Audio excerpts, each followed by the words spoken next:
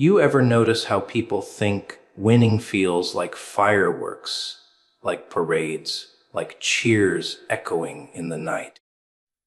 But when the dust settles, when the last handclap fades, all you hear is silence. That's the part no one tells you about. You spend your life chasing, clawing, bleeding for the finish line, and when you finally crawl across it, there's no grand orchestra waiting. Just you, your breath, and the eerie quiet that follows. Winning isn't the explosion. It's the emptiness afterward.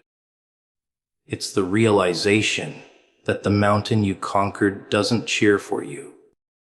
It just stands there, indifferent, waiting for the next fool to climb.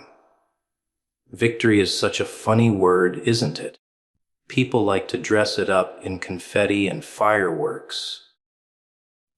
Like it's this grand parade where everyone is clapping and you're standing there with a smile plastered on your face, pretending you've reached the peak of something. But real victory, the kind no one talks about, doesn't come with balloons and banners. It comes with torn hands, sleepless nights, and a mind that's been dragged through the mud. Survival, that's the real definition of winning. You didn't outshine the crowd, you outlasted the chaos. And survival, oh, it's not glamorous. It's bloody, it's messy, and it's so very quiet. Most people will never understand it. They think victory is some polished speech or a shiny medal hanging around your neck. They imagine applause, admiration, recognition. But survival doesn't care about any of that. It cares about the fact that you didn't give up when everything inside you screamed to. It cares about how many times you wanted to quit, but your body still kept moving, even when your soul was crawling. Victory is survival, not applause, because applause fades. But survival stays etched into your skin like scars you can't wash away. Think about it. Applause is fleeting. It's a sound, an echo that bounces off the walls, and then dies out in seconds. People clap for you today, then tomorrow they've already forgotten your name. But survival, that sticks with you forever. Every bruise, every tear, every crack in your voice that nobody heard while you were fighting alone, those are the marks of victory. Nobody has to see them for them to be real. Survival is the applause of life itself. Life saying, "You didn't break, not this time." You see, applause is external, survival is internal. Applause is a performance, survival is the raw, unfiltered truth. When you're lying on the floor, heart racing, mind screaming, body refusing to move, and still, somehow, you get up, tell me, what stage could ever compare to that? Who needs clapping hands when your very existence is proof that you fought back against something that wanted to bury you? Survival doesn't need an audience. It doesn't need a spotlight. It doesn't need validation. Survival only needs you, breathing, standing, even if you're shaking. Especially if you're shaking. The world doesn't care about your survival, but you do. They only see results, not the battles. They only see you standing, not the storms you crawl through to get there. They only cheer when you cross the finish line, but they never saw the nights you wanted to burn the whole race down just to escape it. They clap when they see you win, but they never clap for the days you dragged yourself out of bed when your chest was heavy like concrete. And that's why applause means nothing. Because if you depended on it, you'd have quit long before you made it here. Victory is survival, and survival is lonely. It doesn't feel like triumph. It feels like exhaustion. It feels like the world wanted you gone, and you said no. It feels like the end of a battle. No one knew you were even fighting. Survival means you fought demons nobody clapped for. You endured storms nobody thanked you for. And maybe you'll never get the applause you think you deserve. But that's the point, because survival was never about them. It was always about you. So when you think about victory, strip away the illusion. Take away the noise, the congratulations, the stage lights. Ask yourself, are you still here? Did you keep going when you had every reason to stop? That's victory. That's the crown. Not applause, not fame, not the hollow sound of hands meeting for a moment. Victory is survival, and survival is enough. You know what's funny? People wait their whole lives to hear those words. You won. They think it'll feel like fireworks exploding in their chest, like the universe handing them a golden ticket. But when it happens, when the war is actually over, when the noise finally dies down, it doesn't feel like triumph. It feels strange, almost empty, like the silence after a storm. You expect to feel light, but instead, you feel heavy. Heavy with the weight of what you had to do to get here. Heavy with the ghosts of every moment that nearly broke you. Because winning isn't about gaining something shiny. It's about losing parts of yourself along the way and realizing you're never getting them back. Nobody tells you that. They sell you the fantasy. They say once you win, you'll feel complete. But winning doesn't complete you. It carves you open. It makes you look at your scars and wonder how much of you is left. And yet, isn't that what makes it so beautiful? The fact that you made it through hell, and even if you're not whole anymore, you're still standing. Broken, bent, twisted, but standing. And that's what the end really is. Not some neat little bow tied on top of your suffering, but the realization that you survived it. Winning means remembering every loss, every failure that dragged you down, every night you thought about giving up, every voice that told you you couldn't do it. Winning doesn't erase those moments. It makes them louder, echoes bouncing in your skull. But now, when you hear them, you can laugh, because you didn't stop there. You didn't freeze in the middle of the darkness. You pushed through it. And maybe that's what victory really is. Looking back at the monsters that tried to kill you and realizing they're nothing but shadows now. But let's not pretend it's all glory. Winning costs you. Sometimes it costs relationships, sometimes your health, sometimes your mind. Nobody wins without bleeding somewhere. Nobody wins without nights they regret, choices they hate, moments they wish they could take back. That's the toll. That's the price of getting to the end. And the truth is, most people aren't willing to pay it. They want the victory without the pain, the trophy without the battle, the joy without the chaos. But that's not how it works. If you're here, if you've won, then you know exactly what it cost you. and you carry it like a weight strapped to your back. And when it's over, when you finally hear, it's all over, you realize something else. Winning isn't the end of pain. It's the beginning of understanding.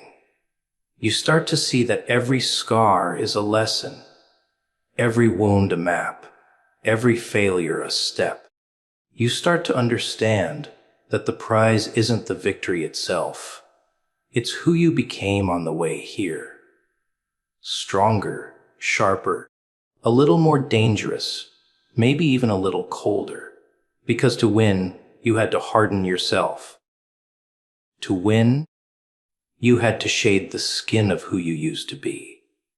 The strangest part, after all of it, the world doesn't really change. The sun still rises, people still complain, life still goes on like it always did. The world doesn't stop for your victory. It doesn't bend or bow. And maybe that's the most sobering realization. You did all this for you. Not for applause, not for recognition, not for the parade, for you. And when it's finally over, when the dust settles, you sit there in the silence, and you realize you didn't win because life crowned you. You won because you refused to lose. And that's the kind of victory nobody can take away. People think the real fight is outside. They think it's about enemies, about rivals, about proving the world wrong. But the truth is, the deadliest battle is the one nobody sees, the war inside your own skull, the whispers in the dark, the voices telling you you're not enough, the doubts that wrap around your throat tighter than any rope. That's the real battlefield. And the cruel joke. Most people lose before they even step foot outside. They surrender to themselves. They let fear chain them, let guilt bury them, let insecurity strangle them. No enemy needs to touch them, because they've already folded from the inside out. You ever notice how loud silence gets when you're alone? That's when the real fight happens. Not when you're surrounded by people cheering or booing, but when it's just you in the dark, staring at the ceiling, replaying every failure, every mistake, every what if. That's where most people break. That's where they decide whether to keep going or let the darkness eat them alive. And the terrifying part, nobody else will ever know what you fought through. They'll just see the smile, the mask, the performance. They'll never understand how many times you were seconds away from throwing it all away. But the funny thing about pain, it doesn't just destroy, it builds. Every scar in your mind, every sleepless night, every breakdown, it carves something into you. It makes you sharper. It forces you to see the truth about yourself. Weakness isn't the thoughts that scare you. It's believing those thoughts. Strength isn't never feeling fear. It's staring fear in the face and walking forward anyway. And once you realize that, once you understand that the war inside is nothing but shadows trying to trick you, you become dangerous. Because now nothing outside can break you if you've already beaten the thing inside. Think about it. How many people do you know who never really live because they're too busy fighting themselves? They never take the leap, never chase the dream, never risk the fall. Because they're stuck in a prison they built out of their own doubts. And you can see it in their eyes. They walk around every day already defeated, already convinced they can't win. That's not life. That's a slow death. And you've been there. You've felt it. You know what it's like to drag yourself through the mud of your own thoughts. To feel like your mind is both the cage and the executioner. But here's the twist. When you finally choose to fight back, when you refuse to let those voices dictate your future, you realize the war inside was the preparation. Every moment of doubt was training. Every breakdown was rehearsal. Every scream into the pillow, every silent tear, every night you cursed yourself, it was building something. It was creating a version of you strong enough to face what comes next. And that's why you had to go through it. Because if you can't survive yourself, you'll never survive the world. The battle inside is the cruelest, but it's also the most necessary. It teaches you resilience the hard way. It strips you bare until there's nothing left but the raw truth of who you are. And when you crawl out of it, when you finally win against yourself, you walk differently. You breathe differently. You look at people differently. Because you know most of them are still fighting wars they'll never admit to. You know most of them are crumbling under the weight of their own minds. And while they hide it behind fake smiles, you carry your scars openly, and that makes you untouchable.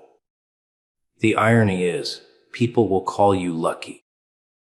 They'll say you've got some special strength, some gift they don't. They'll never understand that what they're admiring is built from nights of torment, days of doubt, endless battles with yourself. They'll never see the war you won in silence. But that's fine, because you'll know. You'll know the victory that matters isn't on a stage, or in a bank account, or in applause. The victory that matters is the one you win when nobody's watching, when nobody believes in you, not even yourself. That's the kind of win that changes everything. People love to act like destiny is some grand, shining staircase laid out before them, polished and clean, waiting for them to simply stroll up with a smile. But the truth is, destiny is hidden in dirt, buried under rubble, disguised as chaos. It's not wrapped in golden ribbons. It's covered in blood, sweat, and scars. That's why most people never find it. They're too busy waiting for it to look pretty. Too busy expecting it to come with applause and approval. They don't realize it's supposed to look like pain first. They don't realize it's supposed to break you before it builds you. You think you're walking through setbacks, but you're actually walking through shaping. Every no you hear, every door slammed in your face, every moment you feel abandoned, it's the hammer hitting the steel. And what do you do with steel? You forge it in fire. You bend it, you beat it. You burn it until it's strong enough to hold weight. And if life is treating you rough, if life is tearing you apart, maybe it's because you're not glass, you're steel. You're meant to hold something heavy, and heavy things can't rest on weak foundations. Funny thing is, when you're in the middle of it, it feels like punishment. It feels like the universe is laughing at you, watching you stumble, daring you to quit. But what if the joke is on you, because all of this was training?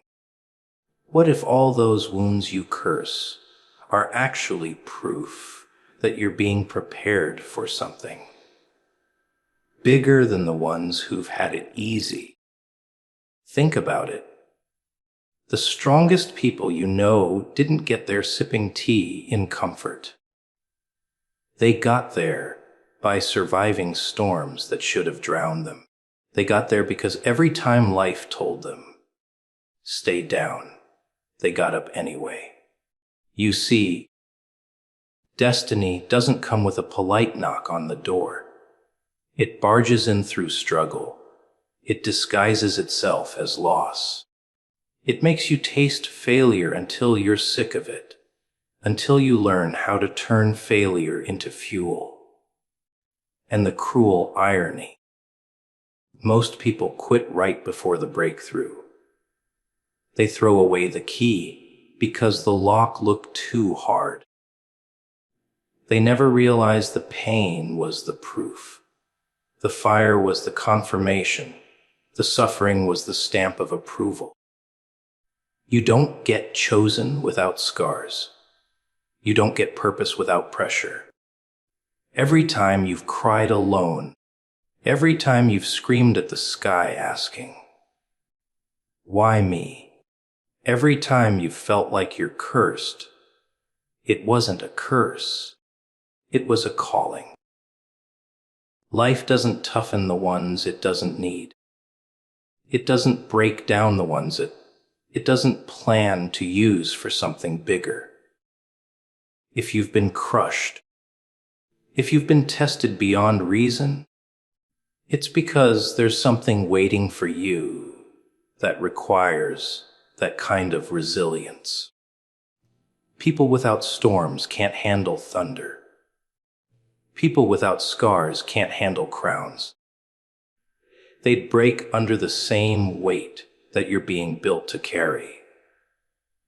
And here's where it gets twisted. Most people run from the very thing that would set them free. They run from the grind, from the fire, from the moments of absolute despair. They numb themselves, distract themselves, hide from themselves, and then wonder why they never feel alive. But you've been thrown into it whether you wanted it or not. You've been dragged through things that made you question everything. And instead of it killing you, it woke something up. It made you see that life's worst moments can be life's greatest gifts if you don't quit in the middle. What people don't tell you is that destiny isn't discovered in light. It's uncovered in darkness. The darkest nights, the heaviest burdens, the moments when you wanted to give up. That's where you find out who you are. That's where you discover what you're capable of. And it's messy. It's ugly. It's not the kind of story people clap for. But it's the kind of story that forges you into someone unstoppable. And maybe that's why the pain doesn't stop. Because you're not meant to be soft. You're meant to be unbreakable. Winning isn't about shiny medals or golden trophies. It's about the scars you carry that nobody claps for. The ones on your body, the ones on your mind, the ones buried so deep that only you know how they still ache. People see the outside and think success is smooth, clean, polished. But underneath it all, victory is jagged, messy, torn apart and stitched back together again. The scars are what prove you fought. The scars are what prove you didn't just talk about it. You survived it.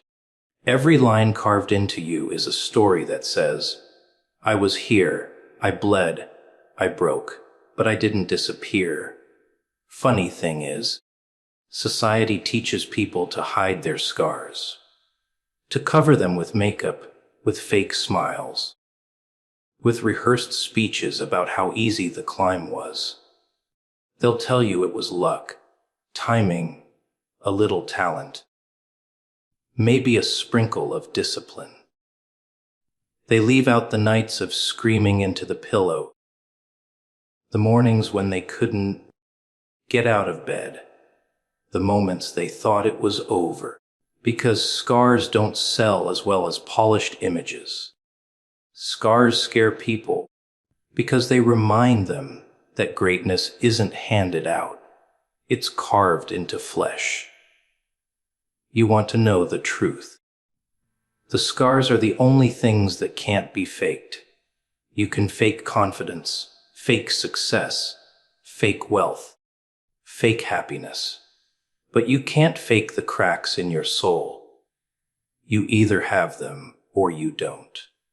And those cracks, those cuts, they tell the truth about what you've endured. They tell the truth about what you've lost and what you've clawed back. They're the receipts of survival, the proof that you walked through fire and made it out smoking. Without scars, your victory is just decoration. With scars, your victory is undeniable. And maybe that's why the strongest people you'll ever meet aren't the ones with the loudest mouths, but the ones with the deepest wounds. They don't need to boast, because their very existence is proof enough. Their walk carries weight. Their eyes tell you stories they don't even need to speak. They're different because they've touched pain in a way most people run from. And once you've tasted that kind of pain, you're not impressed by applause anymore. You know the real reward isn't what people hand you. It's what you survived when nobody was watching. But here's the twisted part. Scars don't just remind you of battles lost. They remind you of battles won. Every scar is a checkpoint. A moment you thought you couldn't make it past, but you did. You didn't stop at the wound. You walked through it. The scar is the evidence that healing took place, that you refused to stay broken. It whispers to you in the dark, if you survive that you can survive this too. That's why scars are priceless. They're not shame, they're maps. Maps of the journey that turned you from ordinary to unstoppable. Most people want success without scars. They want power without pain, glory without grit, the crown without the cross. But the universe doesn't work that way. It demands payment, and scars are the currency. Every inch of your struggle, every cut, every bruise, it's all part of the price. And the ones who don't have scars, they didn't pay it. They didn't fight for it. They didn't bleed for it. Which means when the storm comes again, they'll break because they were never built to last. So look at yourself. Look at the scars you carry, physical or invisible. They are not ugly. They are not shameful. They are your medals, the kind that can't be stolen, the kind that can't be faked. They are what separate you from the ones who gave up. And the day you stop hiding them, the day you stop being ashamed of them, is the day you understand that you've already won more than most people ever will. Because victory isn't about looking perfect. It's about looking at the wreckage, the scars, the bruises, and knowing you're still standing when everything else tried to bury you.